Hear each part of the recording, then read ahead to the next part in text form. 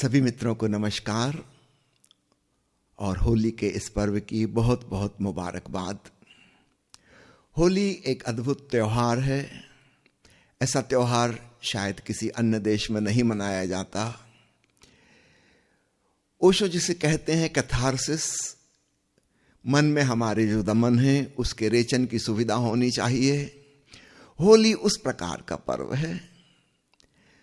हम कहते हैं बुरा न मानो होली है, और हमारे भीतर जो दबा पड़ा है हम उसको विसर्जित होने का एक सामूहिक अवसर, एक सामाजिक अवसर पैदा करते हैं। कोई बुरा नहीं मानता। कोई उपद्रव मचा रहा है, चीख चिल्ला रहा है, हंस रहा है कि रो रहा है कि नाच रहा है, होली के दिन सब माफ है। कोई आदमी गाली दे रहा है, कोई गीत गा रहा है, होली के दिन सब माफ है। ऐसा उत्सव साल में एक बार नहीं बल्कि महीने में एक बार होना चाहिए। और जो समझदार हैं वे तो रोज ही ऐसा इंतजाम कर सकते हैं। 24 घंटे में से 10 मिनट के लिए, 15 मिनट के लिए अपना कमरा बंद कर लें। बेहतर हो एक साउंड प्रूफ कमरा बना लें और 10 मिनट की होली रोज मना लें। भीतर जो भी दबा पड़ा है, कूड़ा करकट, उसे निकाल बाहर करें। जैसे जैसे मनुष्य सभ्य और सुसंस्कृत हुआ है, हमारे भीतर सप्रेशन, दमन बढ़ते चले गए। संस्कृति का मतलब ही है प्रकृति से भिन्न, विपरीत। इसलिए संस्कृति के साथ बहुत विकृति हमारे भीतर पैदा हो जाती है। जो भीतर दबा है वह प्रकट होना चाहता है, वो अवचेतन मन में समाया है। काश हम चेतन रूप से 10-20 मिनट के लिए भी अगर रोज कैथारसिस कर सकें, छोटे बच्चे जैसे सरल सहज हो जाएं और जो भी भीतर आ रहा है उसको प्रकट हो जाने दें, हमारे जीवन में अद्भुत शांति छा जाएगी। ध्यान घटित हो जाएगा, बड़ा होश प्रगाढ़ हो जाएगा, भीतर चैतन्य के रंग खिल जाएंगे। हम बाहर होली में रंगों का उपयोग करते हैं, हमारी चेतना का भी रंग है। एक आंतरिक होली का उत्सव हो जाएगा। उत्सव आमार जाति, आनंद आमार गोत्र। ओशो अपने एक प्रवचन में बड़ी प्यारी कहानी सुनाते हैं कि एक सम्राट था, अद्भुत सम्राट था। उसके जैसा शांत और प्रसन्न व्यक्ति, करुणावान, क्षमाशील, अत्यंत प्रेमपूर्ण, ऐसा व्यक्ति कभी देखा ना था। अक्सर सम्राट बड़े गुस्सैल, क्रोधी, हिंसक प्रवृत्ति के होते हैं, शोषण करता होते हैं, लेकिन यह सम्राट निराला ही था। लोगों से भगवान की तरह पूछते थे। कई बार उससे पूछते थे कि आप के पास ऐसा अद्भुत व्यक्तित्व कैसे आया, आप देवता तुल्य हैं। उसके परिवार के लोग, राज दरबार के लोग भी उत्सुक थे। क्या ये कोई विशेष प्रकार की साधना करते हैं, कोई मंत्रोच्चार करते हैं, कोई पूजा पाठ करते हैं? उनकी पूरी दिनचर्या के बारे में तो सब लोगों को पता था, विशेषकर जो निकट के लोग थे। लेकिन 1 घंटे के लिए वे एक कक्ष में चले जाते हैं। वहां क्या करते हैं ये किसी को नहीं पता। उस कमरे की चाबी उन्हीं के पास रहती है। भीतर से जाके वो बंद कर लेते हैं ताला। बाहर से कोई उपाय नहीं पता लगाने का, साउंड प्रूफ कमरा है वो। सभी लोग ऐसा समझते थे कि वहां जाकर वे भगवान की कुछ पूजा, प्रार्थना, उपासना करते होंगे, तभी वे देवता तुल्य हो गए हैं। लेकिन उत्सुकता बढ़ती चली गई। तो राज दरबार के लोगों ने राज परिवार के लोगों के साथ मिलकर एक षड्यंत्र रचा कि हम लोग पता तो लगाएं कि आखिर राजन करते क्या हैं, क्योंकि बताते नहीं कि उस कक्ष में जाके क्या करते हैं। उन लोगों ने चोरी छुपे एक छोटा सा छेद एक दीवार में बनाया ताकि उसमें से झांक के वे देख सकें। और अगले दिन जब राजा भीतर गया तो राज परिवार के लोग एक एक करके आए उस छेद में देखने के लिए। और जिसने भी भीतर झांका वो जल्दी से उस छेद से हट गया। उसने कहा, अरे अरे महाराजा ये क्या कर रहे हैं? राज दरबारी हैरान रह गए।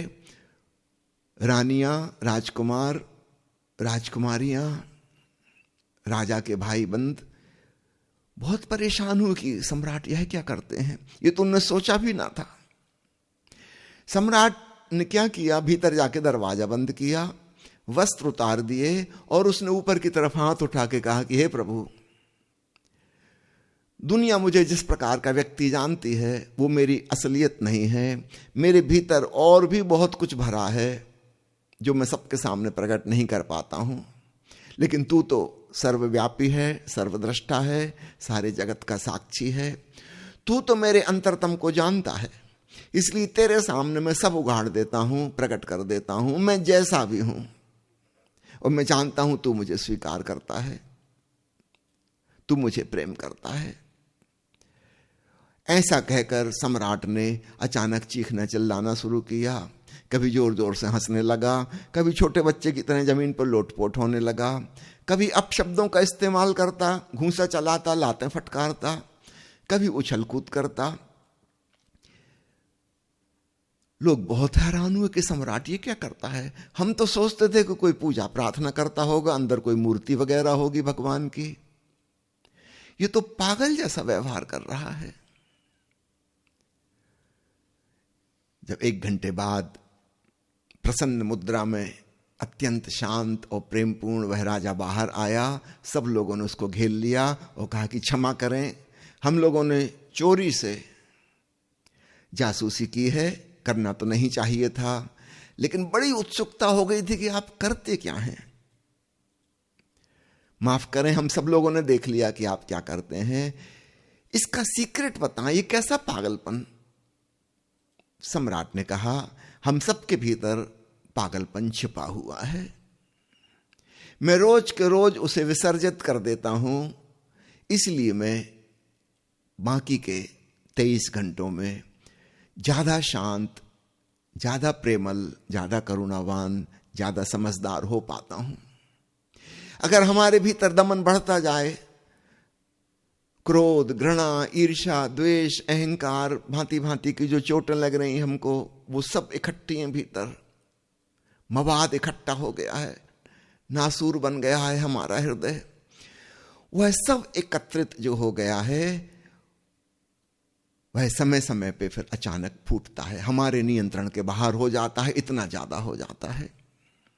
दुनिया में जो लोग पागल हो जाते हैं, याद रखना, एक दिन वो भी हमारी तरह सामान्य व्यक्ति थे, फिर एक छोटी सी कोई घटना घट गई और वो विक्षिप्त हो गए, उनके नियंत्रण के बाहर बात चली गई।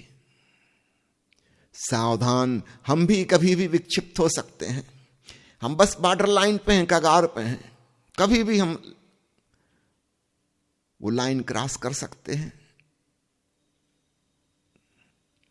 क्या अच्छा ना हो हम रोज ही कुछ देर के लिए ओशो का डायनेमिक मेडिटेशन सक्रिय ध्यान कर लें और अपने भीतर इकट्ठी हो गई उन सारी मनोविकृतियों को निष्कासित कर दें, उनका विसर्जन हो जाए तो हमारी चेतना में बड़ी सृजनशीलता, क्रिएटिविटी पैदा हो जाती है, हमारा सारा व्यक्तित्व रूपांतरित हो जाए। धन्यवाद उन ऋषि मुनियों का जिन्होंने होली जैसा पर्व निर्मित किया, सामूहिक रूप से, सामाजिक रूप से स्वीकृत हो गया कि इस दिन कोई भी कुछ भी कर सकता है, रंग भी फेंक सकता है, कीचड़ भी फेंक सकता है, कुछ भी कर सकता है और स्वीकार है। इस प्रकार के पर्व, त्योहार और भी फैलने चाहिए। और ओशो ने जो डायनेमिक मेडिटेशन की विधि दी है, ये तो समझो रोज के रोज होली हो जाती है और हमारी पूरी जिंदगी बदल जाती है। निश्चित रूप से साल में 1 दिन मनाने से तो बात नहीं बनेगी, 364 दिन बहुत लंबे हैं। 364 दिन हम धूल धमास इकट्ठी करें और 1 दिन स्नान करें, इतना पर्याप्त नहीं हो सकता। अच्छा है लेकिन पर्याप्त नहीं है। तो प्यारे मित्रों, होली का ही एक छोटा रूप ओशो की रेचन वाली ध्यान विधियां हैं। सीखिए और अपने जीवन को उस सम्राट की भांति शांति और प्रीति और आनंद से ओतप्रोत कीजिए। धन्यवाद।